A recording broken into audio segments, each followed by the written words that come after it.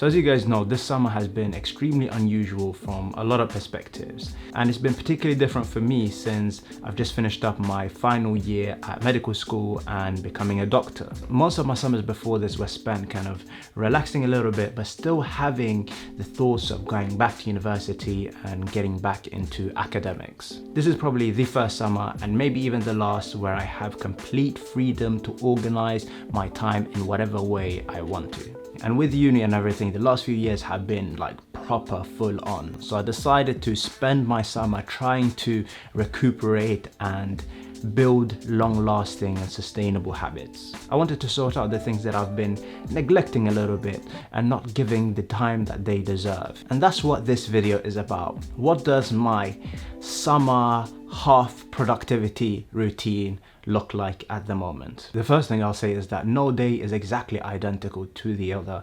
I'm fairly flexible on how to go about my day, but I would say that there are a few pillars that happen most days of the week that don't change too much. So let's start with the morning. At the moment, I'm getting up around 9 to 10 a.m. on average. If you remember my quarantine study routine, I mentioned that my sleeping pattern had been completely flipped, where I was studying for long hours during the night.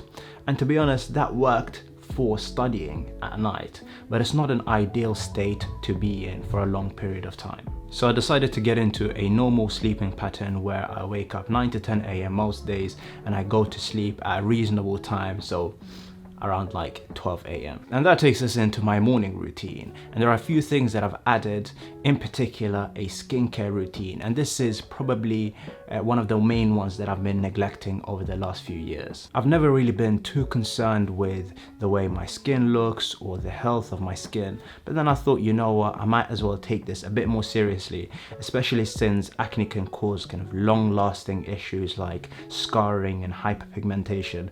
And those aspects are really difficult to get rid of. So yeah, I'm implementing a new skincare routine. So I'm not really going to mention a specific product that I'm using because I haven't really found the ideal skincare routine for me. I'm still kind of experimenting. But the core elements are that I'm cleansing my skin separately using a cleanser every morning and night, and then following that up with a serum. There are loads of different serums out there that do different things. What I'm going to say, however, though, something that has completely cleared my acne, and this is not a brand or anything, I went to the GP and they gave me a gel to put on my skin, and it's called benzoyl peroxide. And the benzoyl peroxide is combined with something called clindamycin, which is an antibiotic, and that has worked like extremely well. I still have some darker areas, but in terms of acne, it's like completely cleared now, which is great. And that's the only product I'll name for now. Probably a skincare routine in the future if that is something I feel like doing or you guys want. And then we get on to the daytime, and here I'm trying to fit in a few things too that I hadn't been doing much of previously, and specifically we're talking here about reading. So I've been trying to read a lot more, specifically non-fiction books, and then usually once I finish the book, then I'll type up like a little summary, and hopefully I'll be making more and more videos about the books that I read over the next couple of years. And this actually takes us on nicely to the sponsor of today's video, which is Grammarly. Grammarly is a digital writing assistant which helps you be more clear and effective when communicating through writing, and it works quite seamlessly actually between different platforms as well. It's super useful for students when, for example, writing essays and other works for school projects. There is a free version and a premium version. And I remember when I used to write up a lot of essays, I had to often draft them so many times because of all of the mistakes in grammar and spelling that I used to have. And with this, it kind of makes it so much more efficient because I don't have to redraft so many times. The good thing is that you can get Grammarly as a browser extension, so you can add it to your Chrome or your Safari, and when you're sending emails, when you're typing a Facebook post or Twitter post, it will actually check your grammar and your spelling right then and there. But then you also have the Grammarly editing program, and this is quite solid. You can take a document, for example, an essay or an article, and process it through the software, and then it will pick up pretty much all of the mistakes you've made. There are a few features that are exclusive to the premium version, and one particular one that I like is how it can give you feedback on your sentence structure. And not only does it give you feedback, but then it will give you alternative of ways to make that sentence better. So if you're interested in using Grammarly, then use the link in the description. You'll be able to get the browser extension, but also you'll get 20% off a premium subscription of Grammarly.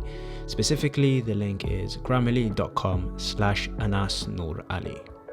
Now, I mentioned that I'm trying to read a bit more, and recently I finished a book on my Kindle app on the iPad called Essentialism. It discusses how we can cut out non-essential things or activities from our day-to-day lives.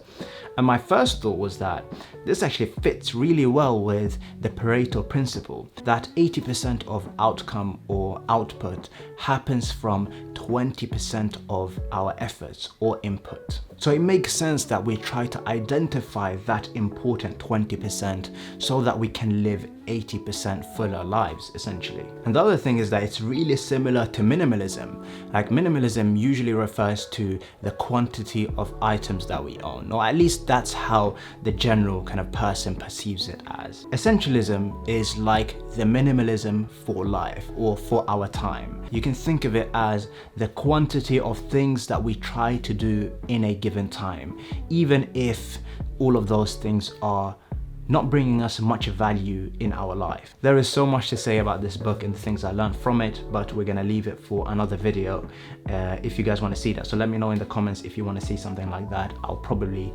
make it quite soon. Now, a few things that are scattered throughout some days of the week.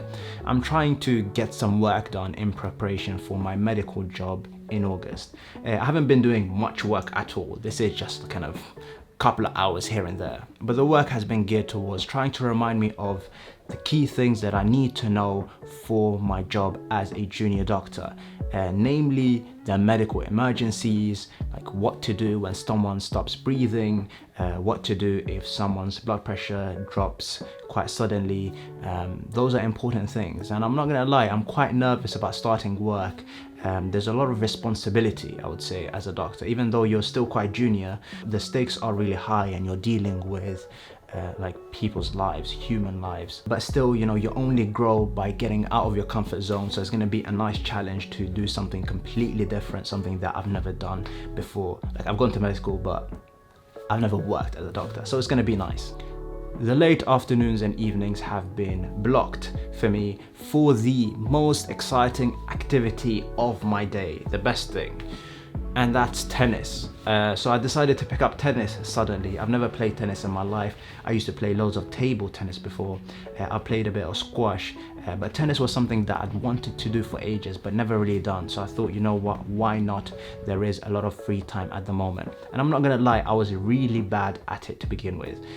In fact, I heard that it's one of the most difficult sports to learn, where there's a high level of hand-eye coordination.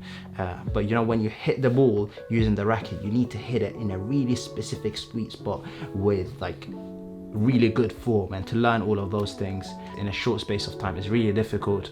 But right now I would say that we've become quite decent at it. Like, we've been playing some serious intense games, and yeah, so we've been playing about 3 to 4 times per week.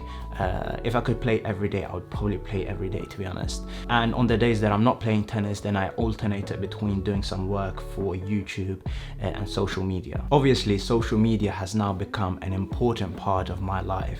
So I spend a decent amount of time thinking about how I can scale things and bring new ways of delivering value and content to you guys. I feel like just making content on how to study effectively just isn't gonna cut it in the long run, even though those things are really important and I'm gonna do those.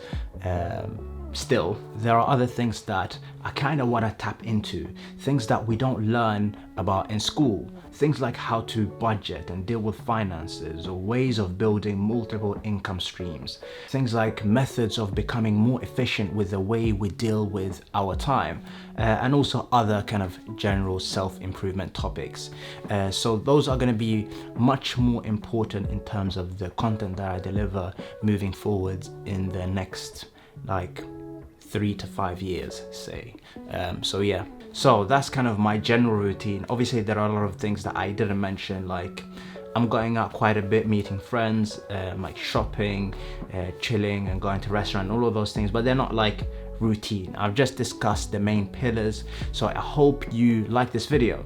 If you like this video, then make sure you like it because it helps the algorithm out to promote the video. And also, if you're interested in Grammarly, then make sure to use the link in the description for 20% off premium Grammarly, and you can get the browser extension for free too. So use that link, a special link for you in the description. And take care of yourself, safe.